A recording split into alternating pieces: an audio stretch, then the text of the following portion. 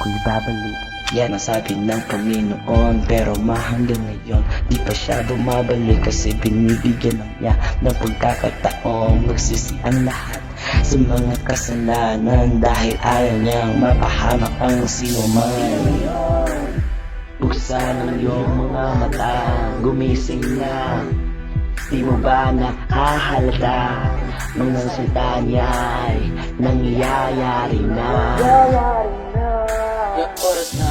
Oras na para magbalik loob sa kanya, pagsisiyang talikuran mga kasalanan, kasi kabayaran ng kasalanan ay kamatayan. Ngunit balaw ng Diyos ay buhay na walang hanggan. Kaya tanggapin ang sumampalataya sa Panginoong Yesu Kristo. Siya ang daang katotohanan at ang buhay.